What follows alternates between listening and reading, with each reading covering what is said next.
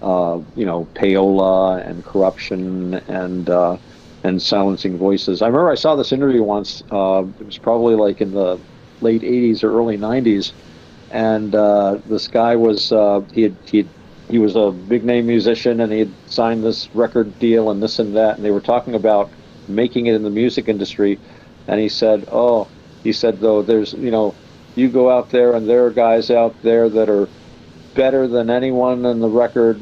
And then he like stopped. He said, "I mean, as good as anyone that you'll hear, from the big record labels." And it's like he was right the first time, and he knew it, but he knew he'd get in trouble with the record label Yep. if he said, "Oh, they're the really good guys never get signed." He just got signed, right? Yeah. and, but he was basically admitting, and and I would say this because I'd see these guys they were finding, and it's like I personally knew musicians that were better technical musicians, but they would never have access. Now they have access. So this is a very good aspect, I think, of our technology changes. It does give the individual more opportunities, even if it does allow these opportunities to more individuals. So it kind of evens things out. I think the first time I remember really getting caught up in that is when I watched that one movie about Ray Charles, and Hmm.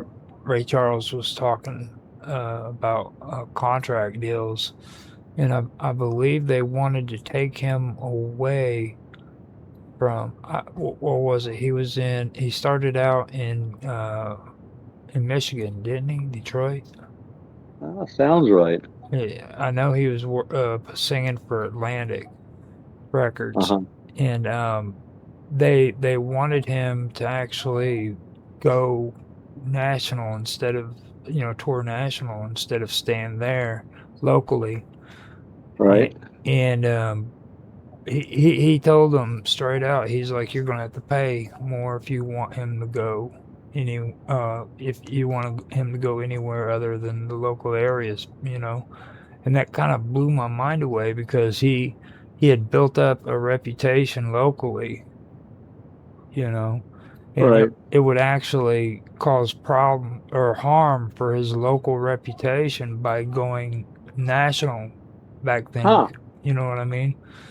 Because he would have to leave his home Right. area in order to to tour in other parts of the country and stuff. So I did find that interesting, and it was like it seems that a lot of what was being said there was that musicians were actually being held down because they wanted them to be more of a local group for when the bigger bands came into town. They would have somebody to open for them and stuff like Yeah. that, Yeah. you know. So Yeah. that was actually a pretty good movie in that respect. I know they said that it flopped in the box offices and stuff, but I actually did pick up on some stuff on that movie. Oh, I should check that out. Yeah. Well, Uh, that's the thing. When you look at music, you got music, obviously, people making music, but then you have the music industry, and up until recently, you had to basically buy a record from a record company, and that had to be distributed to a record store. And unless you could get the musician to come to your house and play, obviously. Um, so yeah, the for the music industry, their goal was simply to sell records. mhm. So that's why I say, being if you could remove musicians from that equation, it's wonderful for the music industry because musicians were always the problem to them. I think, when you're in that sort of a industrial kind of system, it's like industrial music, you see things in terms of like parts of a machine. And traditionally, I mean, those early jazz guys, jazz blues guys, some of them very popular. They'd get them in to record a couple of songs. They give them like a bottle of whiskey and buy them a meal. Here's $1, you know, Mhm. and they'd record something or other and sell like all these copies. Back then in like 45 or 78, RPM albums and stuff like that. But and then there was the counter punch of the agents when you had the super groups, when musicians started flexing their muscles, musicians unions, um, people realizing their own worth. But again, this was for a very, very, very few, and it naturally just kind of pushed a lot more people off the stage. I kind of like this reality we have now, where it seems it's not, there is no such thing as a level playing field as far as that goes, but there's a lot more opportunities now. Yeah. And I guess that's the name of the game. Whenever anything changes, we're very apt to look at the drawbacks. This isn't the same way anymore. We want things to be the same. And a lot of times it keeps us from looking at the opportunities. And that's another aspect of bringing ourselves to the present moment. So instead of bewailing what we've lost, we can wake up enough to look reality and time and space right in the face and see what we've got to do now. And I just wanted to mention, it sounds like your mic is starting to break up. oh, really? Okay, hang on a minute. I'm going to try to readjust it.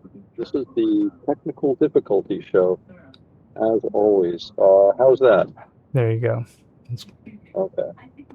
I tend to actually, our audience can't see me, but I tend to gesticulate when I speak and make oratorical gestures. So I probably just disturb the.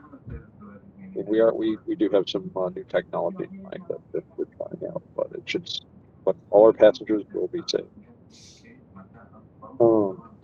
So you've been doing, I noticed that we were talking about it earlier, you're doing a 24/7 live stream project. Yes. I started it on Monday, had a little bit of trouble because I should have been doing it the way I'm doing it now, but I started out trying to do the 24/7 live streams off of my multiple output that I have on my OBS. But the only problem with that is I don't have enough enough bit rate to push all of the platforms that I need. So I just twisted it around. I went through Rumble Studios to do the multi-streams, and whenever I do individual streams like this one, I'll do just my OBS off of another computer that I've got set up, and we'll be able to get it done, be able to do the 24 hours live with Roger Hansen, as well as all of the individual shows that I want to do for the different channels. And this one's The Wonderful World of Weirdness, and that one is on my main channel, Roger, Live with Roger Hansen. Well, Roger, I'm really glad you're here to do this for the show, because I understood only about a tenth of that. Okay. Computer is, and I've heard you and Bob and Mike babble about OBS.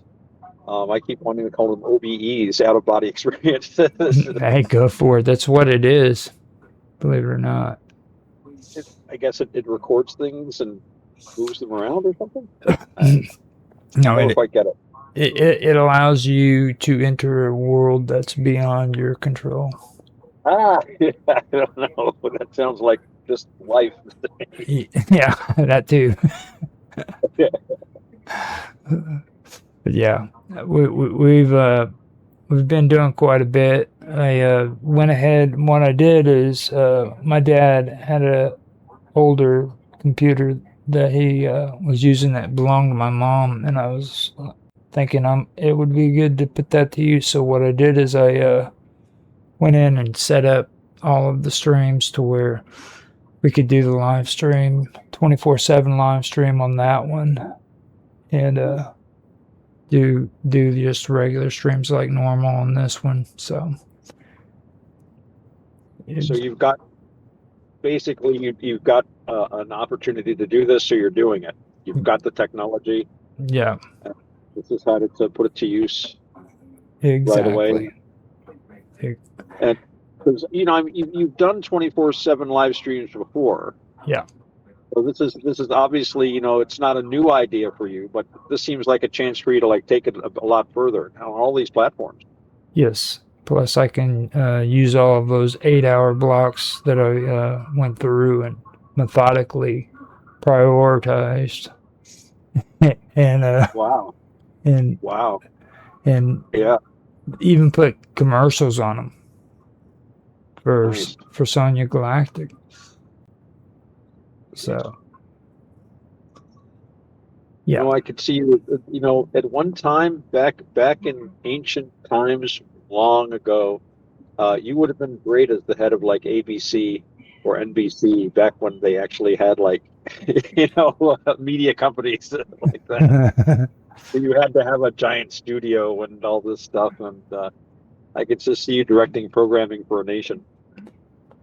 The thing with me, I mean, it's just I'm sitting in the corner of my back room doing it with 3 computers. That's That's it. amazing. That's amazing. And I got And two more that I can hook up to and put Linux on if I wanted to, but I really don't enjoy using Linux too much, so I try to avoid doing that kind of stuff. really, I've heard people say nice things about it, but I don't understand it. I just turn on the computer and I press buttons. I don't go further than the screen. Linux gets a little bit more complicated, and especially when it comes to older computer systems. Huh. Yeah. So I try to avoid it as much as possible so that I can actually have some quality uh, video and streaming and stuff like that rather than beating my head in the computer table trying to figure out what the heck to do next. So, Uh, but you got to use what works for you. That's the thing. yes, that's true. That's different. But just being able to get out all this content and some very good content. I have been watching the. Yeah, I don't watch myself. I Hmm. tend not to like listen to myself, but I've been when I can because I'm busy, man. I watch when I can, but watching some of your final productions of some of our episodes that we were doing while Bob was gone, and they're just magnificent, dude. You did so wonderful on them. Bob and I sat down and watched one, and I'm like, this is overwhelming. This is great. You've got an amazing talent for video editing, and it just seems to get better and better. Um, the live streaming is great, but I'd like to see you also making sure that you don't lose sight of that. Although, even the live streaming, it's got great visuals. I don't know how you do it.